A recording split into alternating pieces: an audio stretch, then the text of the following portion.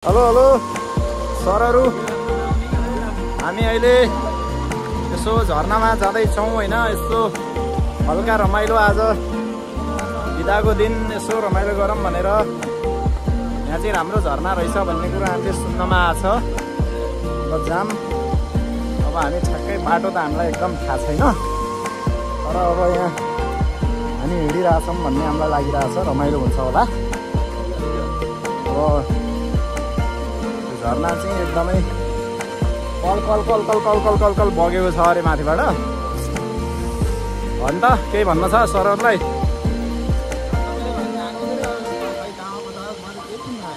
मलाई पनि थाहा छैन नि त, भिडियोको भरमा हो हिँड्ने।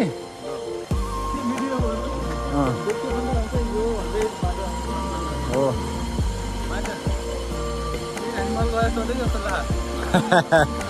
किन सर, एक्सपेक्टेसन कडा थियो रानीमल जाँदा? ए ल, त्यसको लागि चाहिँ हामी यहाँ मस्त रफ्तारमा हिँडिरहेको छौँ अहिले।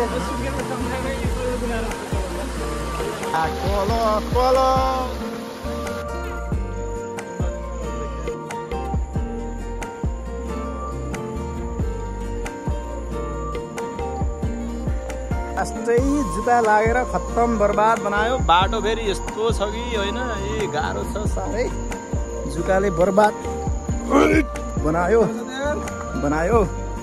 हामी साह्रै गाह्रो अवस्थामा छौँ। पुनः माथि आउँदै हुनुहुन्छ होइन, साह्रै अप्ठ्यारो बाटो रहेछ यार यो जुका। अरे जुकाको औषधि छ है हामीसँग गाइस, त्यही भएर हामी डर्किआएको जित जुकालाई हामीले डेम दिन्छौँ। त्यही हो, अब के गर्ने, तै पनि यस्तो लागिरहेछ, गाह्रो छ। अब हामी केही समयमा पुग्छौँ होला। मात्र जुगा छ होइन, यहाँ लास्टै गाह्रो छ। हामीले यस्तो डेम फेरि यसरी मुख बाँध्ने त्यही मारिहाल्ने, यसरी मुख बाँध्ने मारिहाल्ने हो। यहाँ यस्तो छ व्यवस्था, गाह्रो छ। गाह्रो भएको अवस्था अरे झोला बोक्न, त्यही भएर ए बोक न झोला। म त भिडियो गर्नु परेन जस्तै अहिले माथिसम्म तिमी गर, अनि पछि आउँदाखेरि म बोकाउँला। यार ल ल्याउनु छिटो, यस्ता देशद्रोहीहरूसँग हिँडेर काम छिट्याउनु। पुनः सर यहाँ यत्रो 10 किलोको झोला बोकेर सकिनुहुन्छ के? नुन ल्याएन न झोला मसँग नुन के गर्ने? ए ल चटक गर्नु भएको रहेछ अरे सरले। फाइनल नथाकेको अवस्था, आफै बोक्छु भन्नुभयो। फेरि भिडियो बन्द गरेपछि बोकाउने हो। साह्रै गाह्रो, यतिको जुगा त होइन, 9 फेरि जान पनि लागेको थिएन गाइज हामी। आज जुगा आन्दोलनमा रहेछ नि, जेन जुगा गाह्रो छ, साह्रै गाह्रो छ। यति धेरै हिँडिसक्यौँ होइन, 15 मिनटमा पुगिन्छ भनेर हिँडेको बाटो लगभग आधी घन्टाभन्दा बढी भइसक्यो। अझै हामी बाटोमै छौँ, पानी पर्ला जस्तो छ। भनेकै थिएन हो, ठ्याक्कै त्यो हाम्रो यो स्याल कहाँ यो यिनी हुन्, यिनले यो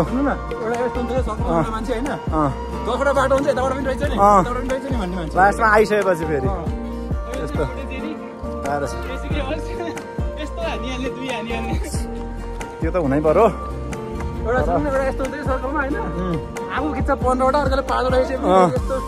आफ्नो आङमा भैँसी उल्केको पनि नदेख्ने, अर्काको आङमा भाइरस सडेको पनि देख्ने।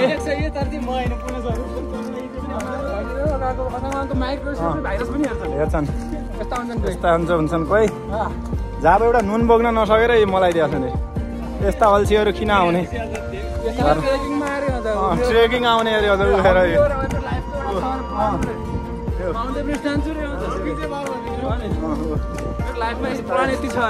यस्ता मान्छेहरूसँग चाहिँ मेरो अझ फोक्सुन्ड जाने रे अझ पर्सि। प्राइमेरी भनेको ट्रेकिङ अरे यस्ता यस्ता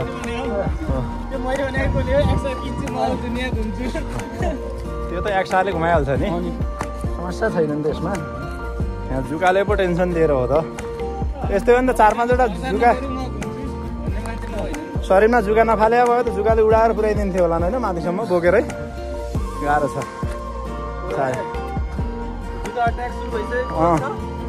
मजा आउँदैन त अनि लगभग 1 घन्टा हिँड्न थालिसक्यो अझै नपुगेको अवस्था छ हामी गाह्रो छ है गाइस गाह्रो छ तर रमाइलो हामी अब आइपुगेको छौँ होइन झरना नजिकै हाम्रो स्पटमा अब झरना चाहिँ कस्तो छ भन्ने कुरो हो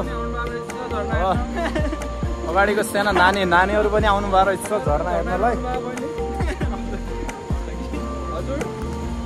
तर साह्रै गाह्रो छ है बाटो चाहिँ अप्ठ्यारो छ धेरै सिधै गइयो भनेपछि एकैचोटि युएसदेखि आउनुभएको सरले खासै नेपाली बोल्न जान्नुहुन्न अरे त्यही भएर चाहिँ इङ्ग्लिस बोलिराख्नु भएको छ है अलिक खडी छोडामा छ नेपाली बोल्नुहुन्छ सर ठ्याक्कै अहिले यता पुणे सरलाई चाहिँ आफ्नै उता अमेरिकाको जङ्गलमा हिँडिरह जस्तो फिल भयो होला होइन अमेजन फरेस्ट धेरै सोचेको भन्दा पनि खतरा झर्ना हामीले पाइसकेको छौँ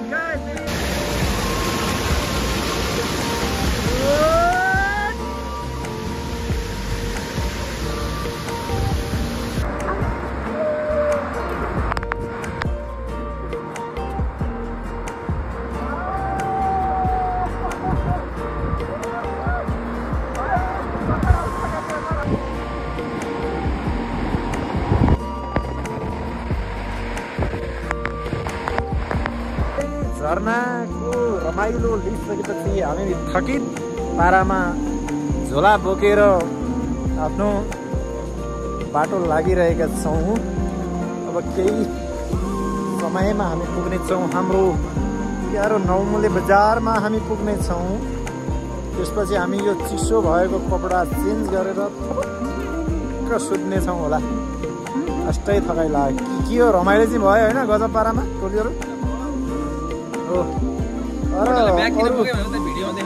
अरू जे जस्तो भयो भने मजा चाहिँ भयङ्करै मजा भयो है लास्टै दामी रहेछ झर्ना सोचेको भन्दा नि राम्रो कसैलाई आउन मन छ भने आउनु होला है धेरै राम्रो रिकमेन्ड गर्न चाहन्छु हैन तपाईले नर्मली नजिकै हुनुहुन्छ अथवा जोस भवन अलिको लागि नजिक हुनुहुन्छ भने जुकाबाट चाहिँ बस्नु होला तपाईको आफ्नो रिस्क हो त्यो टेक योर ओन रिस्क तर आउनु होला मेरो विचार त्यही हो ओर्थी नै हुनेछ त्यस्तो खासै पछि त लाग्दो खालको एकदम है गाइस है एक्सपेक्टेसन तपाईको जति छ नि त्यसलाई मिट गर्छ ढुक्क हुन्छ अच्छा